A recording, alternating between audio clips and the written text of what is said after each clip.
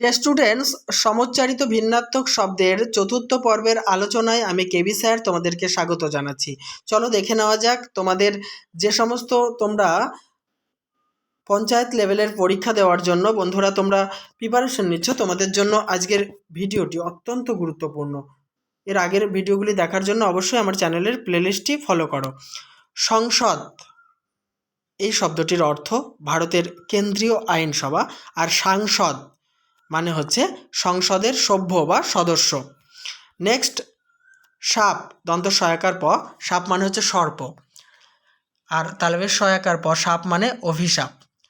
তরণী, দেখো তরণীর মূর্ধন্য নয় দীর্ঘী, তরণী মানে হচ্ছে নৌকা, আর তরুণী, তরুণী মানে হচ্ছে যুবতী, আর তর মূর্ধন্য নয় হর্ষী, তরণী মানে হচ্ছে সূর্য।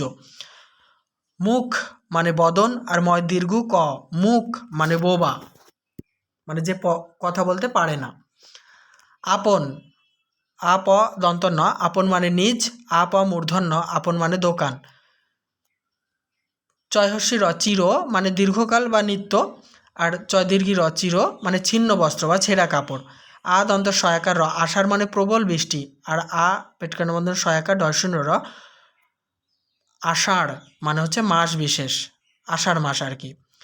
দেশ মানে হচ্ছে রাষ্ট্র বা বৃহৎ ভূখণ্ড, আর দয়বয় একার মূর্ধন্য স, দেশ মানে হিংসা বা ঈর্ষা।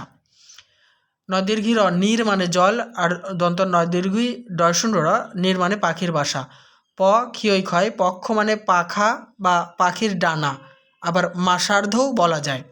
আর পক্ষ, প ক্ষয় ক্ষয় ময়, পক্ষ মানে পাখির পালক বা নেত্রলোম। বেদ মানে ভারতের প্রাচীনতম সাহিত্য বা প্রাচীন শাস্ত্রগ্রন্থ, আর বেদ বয়কার ধ, বেদ মানে হচ্ছে ছিদ্র বা গভীরতা।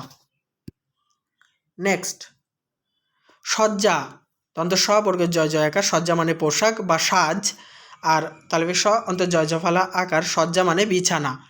পড়া, প ডশূন্য রয়াকার, পড়া মানে পাঠ করা, আর প রয়াকার, পড়া মানে পরিধান করা মানে জামা কাপড় পরা, আর পড়া মানে বইপত্র পাঠ করা। দয়হস্যি নয়িকার তালেবের স, দীনেশ মানে হচ্ছে সূর্য, আর দয় দীর্ঘি নয়িকার তালেবের স, দীনেশ মানে দরিদ্রের বন্ধু বা ঈশ্বর। রিক্ত মানে শূন্য, আর রিকত রিক্ত, এটাও রিক্ত আর কি, উত্তরাধিকার সূত্রে প্রাপ্ত ধন সম্পত্তি। নেক্সট, গয়হস্যি রয়স্যি তালেবের স, গিরিশ মানে মহাদেব বা শিব, আর গয়হস্যি রয় দীর্ঘি তালেবের স, গিরিশ মানে হচ্ছে হিমালয়। তাহলে বন্ধুরা এই আলোচনার সঙ্গে সঙ্গে আমি সমুচ্চারিত ভিন্নাত্মক শব্দের এই পর্বের আলোচনাটি সমাপ্ত করছি। অবশ্যই আগেকার ভিডিও দেখার জন্য আমার চ্যানেলটিকে সাবস্ক্রাইব করে প্লেলিস্ট দেখে নাও, আর সবসময় আমার চ্যানেলের প্লেলিস্টটি ফলো করবে।